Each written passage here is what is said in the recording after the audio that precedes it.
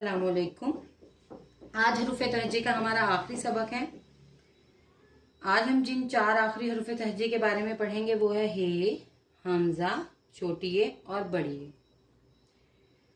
इन हरूफ तहज्जी को भी मैं बाकी हरूफ तहज्जी की तरह लिखने का बहुत ही आसान सा तरीका आपको बताऊंगी, जिनसे हम अपने बच्चों को बहुत आसानी के साथ ये 4 हरूफ तहज्जी भी लिखना सिखा सकते हैं। हे लिखना तो बहुत ही ईजी और सिंपल है। यहाँ पर एक नुक्ता लगाएं, बच्चे से कहें कि एक छोटा सा सर्कल बना दें। दायरा बच्चा बना लेते हैं बहुत इजीली, और बच्चों को इस उम्र में शौक भी होता है सर्कल्स बनाने का। हमजा लिखने के लिए हम यहाँ पे 2 नुक्ते लगाएंगे। इन नुक्तों को आपस में इस तरह मिलाएं कि हाफ मून बन जाए, और फिर यहाँ से मून का जो नीचे वाला हिस्सा है उस नुक्ते से एक तिरछी लाइन ड्रॉ करें।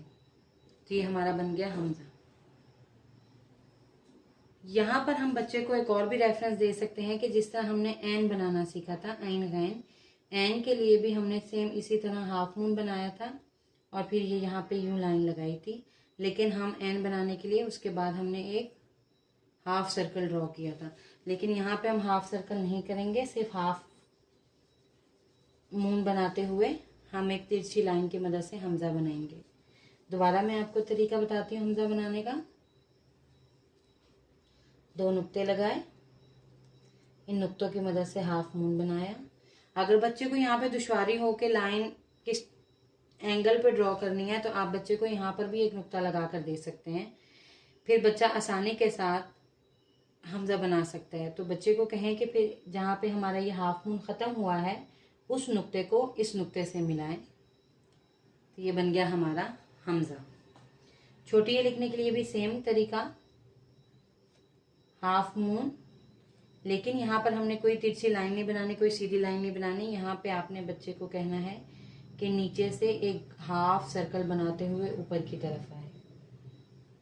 अगर बच्चे को यहाँ दुश्वारी हो रही है तो हम बच्चे को यहाँ पर एक नुक्ता भी लगा कर दे सकते हैं इस तरह। बड़ी ए लिखने के लिए एक नुक्ता यहाँ लगाएं और एक नुक्ता यहाँ लगाइए, और एक तीसरा नुक्ता हम यहाँ भी लगाएं बच्चे की आसानी। अब बच्चे कहेंगे सबसे पहले इन 2 नुक्तों को आपस में मिलाएं। जब बच्चे 2 नुक्ते आपस में मिला लें, बच्चे को कहें कि ये वाले नुक्ते को नीचे जो लाइन के इस दूसरे नुक्ते से मिलाएं। जब ये मिला लें तो ये हमारा बन गया बढ़िए। इसके नीचे 2 नुक्ते, और बच्चे को फिर हम कह सकते हैं कि यहाँ पे एक छोटी सी लाइन बना दें। तो ये हमारा बन गया बढ़िए। यहाँ पर हम बच्चे को छोटी ए लिखने के लिए मैं एक और आपको आसान तरीका बताऊं कि यहाँ पर हम बच्चे को एस लिखने का भी रेफरेंस दे सकते हैं। एस लिखने के लिए भी सेम इसी तरह जैसे ये हाफ बना है, सेम तरीका, लेकिन एस लिखने के लिए हम यहाँ पे इसको यहाँ पे थोड़ा छोटा बनाते हैं। लेकिन हम यहाँ पर बच्चे को ये कह सकते हैं कि एस बनाया, लेकिन एस का जो निचला हिस्सा है वो यहाँ पे आपने थोड़ा सा बड़ा करना है।